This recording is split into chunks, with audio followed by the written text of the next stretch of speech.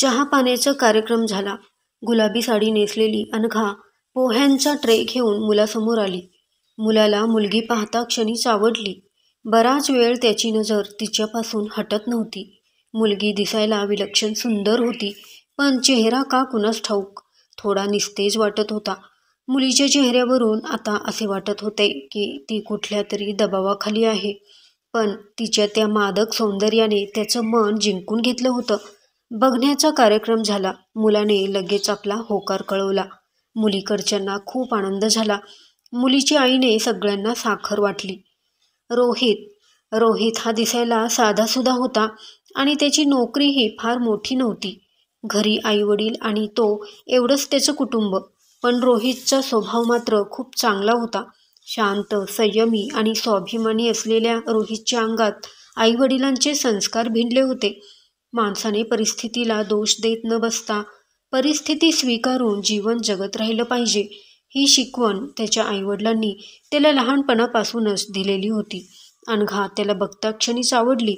आता फक्त अनघाच्या होकाराची त्याला प्रतीक्षा होती. तिकडे अनघा मात्र बैचेन झाली, कारण रोहित तिला आवडला नव्हता. तो तिच्या मनासारखा नव्हता. ना त्याचं रूप होतं, ना त्याच्याजवळ तेवढा पैसा अडका होता. अनघाला श्रीमंत, देखणा, रुबाबदार, स्मार्ट नवरा पाहिजे होता, जो तिच्या सगळ्या गरजा पूर्ण करू शकेल. तिने आपल्या आईला सांगितलं, आई, मला मुलगा पसंत नाही, तेव्हा तुम्ही त्यांना आपला नकार कळवा. मुलीच्या अशा बोलण्याने अनघाची आई अस्वस्थ झाली.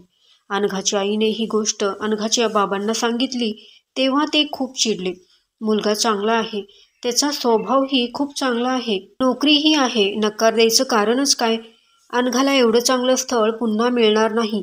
मी तर त्यांना होकार कळवला आहे, आता नकार द्यायचा प्रश्नच येत नाही. तू अनघाला समजावून सांग. या वयामध्ये मुलींना स्वतःचं हित कळत नाही. आपणच त्यांना समजावलं पाहिजे. अनघाच्या आईलाही मुलगा चांगला वाटला. अनघाचं लग्न त्या मुलासोबत व्हावं अशी तिचीही इच्छा होती. शेवटी दोघांनीही अनघाला कसं बसं समजावलं, पण अजूनही अनघा मनापासून तयार नव्हती. पण आईवडिलांच्या आग्रहामुळे आणि परिस्थितीमुळे लग्नाला तयार व्हावं लागलं. कारण वडीलही सारखे आजारी पडत होते. एकटी आईवर सगळा भार पडत होता. त्यांचं ऐकणे वाचून अनघाजवळ आता दुसरा पर्याय नव्हता. अनघा गव्हाळ वर्णाची, मोठ्या डोळ्यांची आणि दिसायला खूप आकर्षक होती. पण तिच्यात एक दोष होता. ती आपली इतरांशी तुलना करत होती. या लग्नासाठी ती अजिबात तयार नव्हती. घरच्या लोकांना माहिती होतं अनघा भावनेच्या भरामध्ये चुकीचा निर्णय घेईल. रोहित चांगला मुलगा आहे, सुस्वभावी आहे, म्हणूनच त्यांनी लग्न ठरवलं. पण जेव्हा अनघाच्या सर्वात जवळच्या मैत्रिणीचं लग्न एका श्रीमंत घरात ठरलं, तेव्हा अनघाचा जळफळाट आणखी वाढत गेला. ती मनातल्या मनातच मैत्रिणीच्या नवऱ्याची तुलना रोहितची करत होती. तेव्हा तिला खूपच अस्वस्थ वाटू लागलं. अनघाची जळफळाट वाढतच गेली. माझं लग्न माझ्या मनाविरुद्ध केलं आहे आणि त्यात हा साधासुधा मुलगा माझ्या नशिबात असावा का? पहिल्याच रात्री तिचा राग उफाळून आला. रोहित जवळ आला तर ती रडत किंचाळली. जवळ येऊ नकोस. माझ्याशी लग्न करण्याचा अधिकार तुला कोणी दिला? माझ्या वडिलांनी तुझ्यात असं काय पाहिलं कोण जाणे? रोहित आश्चर्यचकित झाला, पण तो शांतपणे ऐकत राहिला. अनघा, हे लग्न तुझ्या इच्छेप्रमाणे झालं नाही का? तुला कोणी विचारलं नाही? हो, विचारलं होतं, पण मी सरळ नकार दिला होता. पण का? काय कारण आहे? तुझं दुसऱ्या मुलासोबत? रोहित बोलता बोलता थांबला. अनघा चिडून म्हणाली, मुलं फक्त याच गोष्टीचा विचार करतात. हेच तुमचे मर्यादित विचार. आमची स्वप्न नाहीत का? आमच्याकडे भावना नाहीत का? रोहित म्हणाला, मग तुझ्या मनात काय आहे? अनघा कठोर आवाजात म्हणाली, तू माझ्या कल्पनेप्रमाणे नाहीस. ना रूप, ना रंग, ना पैसा. मला हे लग्न मान्य नाही. मला स्पर्श करायची सुद्धा हिंमत करू नकोस.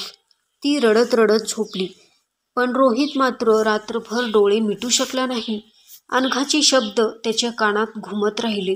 काही दिवस असेच गेले. रोहित कसेही करून तिचं मन जिंकण्याचा प्रयत्न करत होता.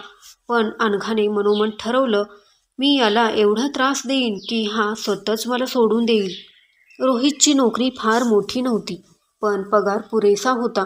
तिच्या प्रत्येक शब्दाने आणि कृतीने रोहित घायाळ होत होता. पण तो स्वतःला शांत ठेवत होता. सकाळी लवकर उठून रोहितच चहा नाश्ता करायचा, अनघासाठीही नाश्ता तयार करायचा. दिवसामागून दिवस जात होते, पण अनघाच्या स्वभावामध्ये मात्र काहीच बदल होत नव्हता. रोहितला सुद्धा आता हे सगळं असह्य होत होतं. इकडे अनघासुद्धा विचार करत होती, हा माणूस कशाचा बनलेला आहे? मी याला एवढा त्रास देत आहे, पण हा शांतच राहतो. काही बोललं तरी याला संताप कसा येत नाही? उलट आता तिच्याच मनाचा संयम ढळू लागला होता. एके दिवशी रोहित संध्याकाळी कामावरून घरी परतत असताना रस्त्याच्या बाजूला एक वृद्ध जोडपं बसलेलं त्याने पाहिलं. तो म्हातारा माणूस आपल्या बायकोच्या पांढऱ्या केसांमध्ये गजरा माळत होता आणि त्या म्हाताऱ्या बायकोच्या चेहऱ्यावर एक गोड हसू उमटलं होतं. रोहितची नजर त्या दोघांवर खिळली.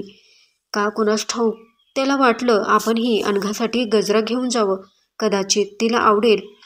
रोहितने थोडा वेळ विचार केला. त्याने एका शॉपमध्ये जाऊन अनघासाठी आपल्या आवडीच्या 2 सुंदर साड्या खरेदी केल्या आणि एक गजरा विकत घेतला.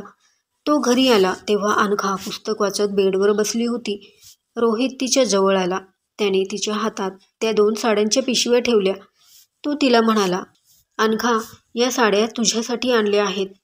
तुला आवडल्या तर घाल आणि नाही आवडल्या तर मी परत करेन. अनघा त्याच्याकडे आश्चर्यचकित होऊन पाहत होती. तेवढ्यात त्याने गजरा तिच्या केसांवर माळला. अनघा बावरली. त्याने हलकेच तिच्या कपाळावर चुंबन घेतलं. त्याच्या या अनपेक्षित कृतीने अनघा थोडी घाबरली, पण दुसऱ्या क्षणी तिने तो गजरा काढून फेकून दिला. ती त्याच्यावर ओरडली, तुझी हिंमत कशी झाली मला हात लावायची? ही असली नाटकं मी खपवून घेणार नाही. तिच्या अशा बोलण्याने रोहित नाराज झाला आणि तो घराबाहेर निघून गेला. पहिल्यांदा रोहितचा स्पर्श झाला तेव्हा अनघाच्या मनातही एक गोड लहर उठली होती, पण लगेच तिच्या जुन्या भावना उफाळून आल्या. सकाळी जेव्हा रोहित कामावर निघाला तेव्हा तो अनघाला काही बोलला नाही. त्याने तिच्यासाठी आणलेल्या त्या साड्या शॉपमध्ये परत करण्यासाठी घेतल्या आणि टेबलावर एक चिठ्ठी ठेवली. चिठ्ठीखाली काही पैसे ठेवले. त्याने पत्रात लिहिलं होतं, तुला न विचारता मी साड्या आणल्या, बहुतेक तुला आवडलं नाही. I am sorry.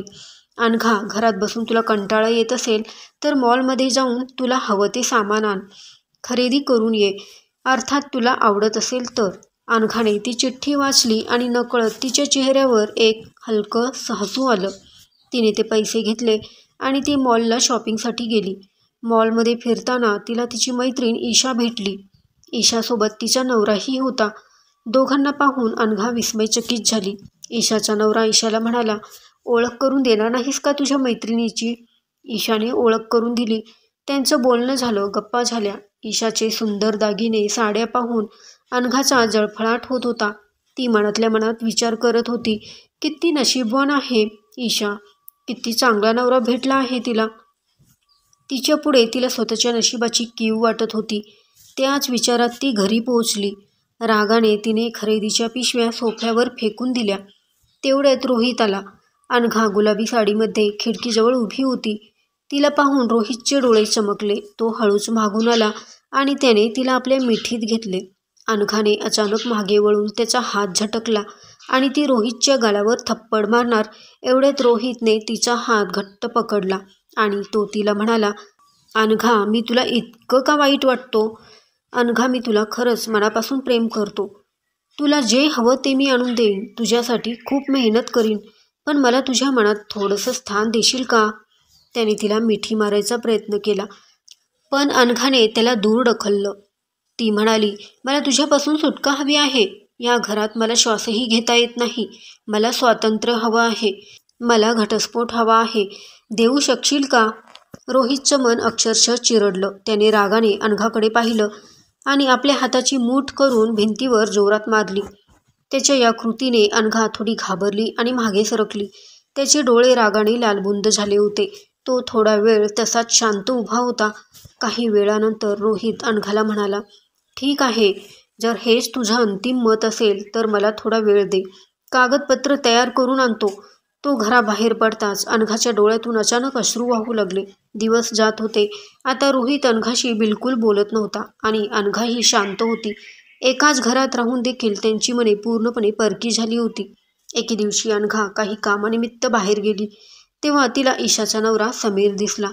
तो एका मुलीसोबत कॉफी पित होता. त्या मुलीने त्याचा हात पकडला होता. त्या दोघांच्या वागण्यावरून त्यांची अफेअर असल्याचे स्पष्ट कळत होते. अनघाला धक्काच बसला. बराच वेळ ती त्यांच्यावर नजर ठेवून होती. तिने आपल्या मोबाईलने त्यांचा फोटो देखील काढून घेतला. आता तिला लवकरात लवकर ईशाला भेटायचे होते. तिने दुसऱ्याच दिवशी भेटण्याचा निर्णय घेतला. दुसऱ्या दिवशी ती त्यांच्या घरी गेली. ती दारापाशी पोहोचली, पण आज जे दिसलं ते अंगावर काटा आणणारं होतं. ईशा जोरजोरात ओरडत होती, तू त्या मुलीसोबत फिरतोस? तुझा अफेअर चालू आहे त्या मुलीसोबत, मला माहीत आहे. तुला लाज वाटत नाही का? मला तर तुझी बायको म्हणून घ्यायची देखील लाज वाटते. अचानक रोहितने ईशाच्या गालावर थप्पड मारली. ईशा, तू तुझ्या मर्यादेत राहा. बाहेर मी काहीही करेन. तुला त्याचं काही देणं घेणं नाही. सगळी सुखं तुला मी देत आहे. कपडे, दागिने, लक्झरी लाईफ, अजून तुला काय हवं? तू हवं ते घे, पण माझ्या कामामध्ये दखलंदाजी करू नकोस. ही माझी वॉर्निंग आहे, समज. दुसऱ्या क्षणात ईशाने समीरच्या गालावर जोरात चापट मारली. हे दागिने, कपडे, घर तूच ठेव. मला यातलं काही नको. मला असा नवरा हवा जो माझं मन समजेल. मी झोपडीत राहीन, पण स्वाभिमानाने राहीन. दुसऱ्याच क्षणी ईशा घर सोडून बाहेर पडली. अनघा तिथेच थिजून उभी होती. तिचं डोकं सुन्न झालं होतं. आज तिला आयुष्यातलं सगळ्यात मोठं सत्य दिसलं होतं. एक असं सत्य ज्याने तिचं आयुष्य बदलणार होतं. त्या रात्री अनघा उशिरा घरी परतली, पण आज हे घर तिला आपलंसं वाटत होतं. रोहित घरी आला. तिने त्याच्यासमोर शांतपणे पाण्याचा ग्लास ठेवला. तो आश्चर्यचकित झाला. तिने असं कधीच केलं नव्हतं. माझ्याकडे तुझ्यासाठी काही आहे, रोहित म्हणाला. त्याने अनघासमोर घटस्फोटाचे पेपर ठेवले. मी सही केली आहे, तू ही कर. उद्या तुला तुझ्या आईवडिलांच्या घरी सोडतो. कोणालाही दोष देऊ नकोस. सगळी चूक माझीच आहे असं मी सांगेन. तो आपल्या खोलीत गेला. अनघा स्तब्ध होऊन तशीच उभी राहिली. कागदावर रोहितने सही केली होती. आता तिचं हृदय घाबरून धडधडू लागलं. तिने त्याच्याकडे पाहताच अश्रूंनी तिचा चेहरा भरून आला. ती रोहितपाशी गेली. तिचे हात थरथर कापत होते. रोहित, मला माफ करशील का? मला माहीत आहे मी खूप चुकीचं वागले, पण मला फक्त एकदा संधी दे. मी तुझ्यावर राग काढला, तुला कमी लेखलं. मी चुकीची होते, फारच चुकीची, असे म्हणून ती रडू लागली. तिने रोहितच्या पायावर आपलं डोकं टेकवलं आणि माफी मागू लागली. तिला त्या स्थितीत पाहून रोहितचं मन वितळलं. त्याने हाताने धरून तिला उभी केली. तिचे अश्रू पुसले. आता तिच्या डोळ्यात त्याला पश्चाताप दिसत होता. इतक्या दिवसांपासून ज्या प्रेमाची वाट पाहत होता ते आज त्याच्या समोर होतं. त्याने तिला घट्ट मिठी मारली. अनघा, पुन्हा कधी माझ्यापासून दूर जाण्याची गोष्ट करणार नाहीस ना? मी तुझ्याशिवाय जगू शकत नाही. अनघाने लाजून त्याच्या छातीवर मान टेकवली. तिचा चेहरा लाजून फुलला होता. त्याने हळूच तिच्या माथ्यावर चुंबन घेतलं. दोघं एकमेकांच्या मिठीमध्ये घट्ट विसावले. आता ते पूर्णपणे एकमेकांचे झाले होते आणि आता त्यांच्या गोड संसाराला सुरुवात झाली होती. तर मित्रमैत्रिणींनो, कथा कशी वाटली कमेंट करून नक्की कळवा. कथा आवडली असेल तर चॅनेलला सबस्क्राईब करा, लाईक आणि शेअर करा. धन्यवाद.